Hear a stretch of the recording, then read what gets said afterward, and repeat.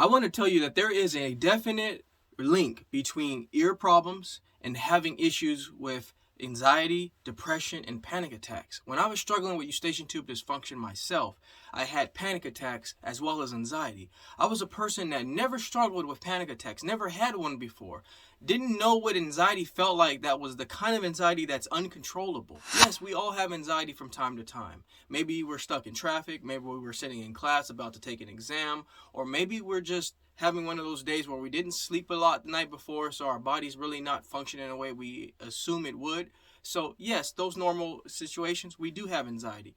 But I'm talking about a certain type of anxiety that keeps reoccurring doing basic and normal functioning activities. Going into the grocery store, going into normal areas like just triggering off these symptoms that you're trying to figure out, why do I have this? You have this ear pressure, you have this off balance feeling, you have clicking sounds in the jaw area. And I'm going to tell you why anxiety can fire off all these problems. There is something called the carousel effect, and that's something that I am patenting myself. It is basically when you've had a cold, and I'm going to take you from step 1 to step 10. Not in really the exact order, but I'm going to give you a rough estimate of how this works. You have a cold. You come down with a little bit of a congestion problem. You have anxiety because, yes, you're dealing with this cold now. That's fine. But you have a congestion problem now, and you're dealing with that. A normal cold that you've had before. So you go about 4 or 5 or 6 days or so, and maybe you're trying to get rid of it. Maybe before that, maybe 3 or 4 days, you're dealing with this cold. It starts getting better. Now that you feel better emotionally, now you just have congestion problems, and your ear is still kind of clogged. Well, it starts becoming 8 days, 10 days, 12 days, and you're still wondering, why is my ear still clogged? And then now we're into the second week, the third week, and it starts to add up over time. Now you're dealing with the swishing sounds and the clicking sounds, and you're like, okay, something is definitely wrong now. My cold is over. I don't have any more congestion. I'm not blowing my nose anymore. But now my ears are not healed. It could be 1 ear, 2 ears. Okay, and now you're developing that. So then you start doing the research and figuring out, okay, I might have something called Eustachian Tube Dysfunction, or some kind of ear congestion or ear infection, and you start doing the symptoms and you start trying to diagnose yourself. Well, over time, this becomes a nagging situation.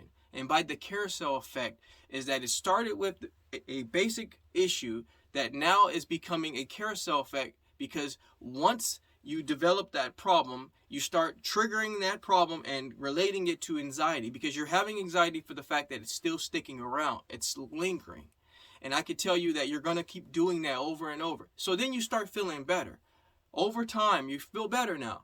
But you already related anxiety, you already tagged anxiety and depression to having an ear problem or the ear muffling sounds or something related to the ear. So then you start bringing on those symptoms with that response that you once had before. And that's what I was doing.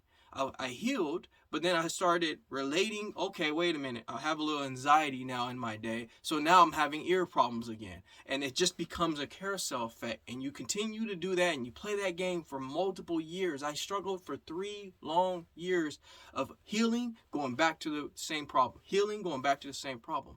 I'm going to tell you that anxiety is directly correlated to this issue because we bring it on ourselves. We go in to see a doctor, we go in to see a specialist. They check our ears, they give us medication, they tell us it's allergies, they tell us it's something related to our ear, when really it's become from an ear problem to now a problem that's being labeled with anxiety now. It's an anxiety response now that we're triggering. We're constantly doing it through stress, through the things that we're going through in our day-to-day, and that's why it's lingering. It's not so much that we're causing the problems with our day-to-day lifestyle, it's that our day-to-day lifestyle is causing us to release a stress response that then triggers ear-related symptoms with the ear clogging, the ear pressure, the muffling sounds. So yes, anxiety does have a big responsibility of causing or maintaining, I should say, this condition. It's not the exact reasoning of why you have it, but it's maintaining that position of what you feel. So that's why I wanted to explain to everybody that now that you're in this position, you have to do the best things here. And I'm going to give you a few little things that you can try. Relaxation is extremely key. You want to be sure to relax. Be mindful that you control the situation that you're in, because guess what? I've seen it many times. You start to stress, your ear gets worse. Stress, ear gets worse. I can't tell you how many times that I've been on a vacation or on a car ride or stuck in traffic, and all of a sudden now I'm stressing, and your body releases the fight or flight hormones that then trigger the blood pressure to go up, trigger the cortisol levels to go up, start processing all this misinformation neurologically in your head, and then now it's starting to make your blood vessels just completely tighten. It tightens your jaw. All these things start triggering a neurological response in your body, what then starts messing with your ears, and it starts causing all these other funky symptoms, and then you become a victim of the carousel effect. So that is ultimately what's causing your ear problems, is the fact that we are the driver of our own vehicle, in the sense that, yes, it may have had an initial reaction. We may have had a cold. We may have had an allergy problem. We may have had those initial startups. But then we tend to take it to another level because our mind starts to process the information of what we're dealing with in a way that doesn't help us heal. I hope this video was very helpful for you. I wanted to solve and answer a lot of questions in regards to anxiety and depression and panic attacks when it comes to Eustachian Tube Dysfunction and any ear-related conditions that cause the dizziness, the off-balance. These are other issues that can trigger your anxiety symptoms. I just wanted to address those. So if you are feeling the anxiety, know this. It is very normal when you have ear problems, and it's just going to take time for you to get through that, to understand that it's a process and you just have to get through it. You have to do the things that are going to help you relax. Everything that I talk about here on the Jaye Wellness Studio are things that promote relaxation, because relaxation helps you heal.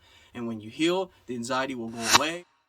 Alrighty, my wellness people, I hope this video was very helpful for you. But in the meantime, I'm going to go ahead now and step out of the Jaye Wellness Studio and leave you in good hands with this video.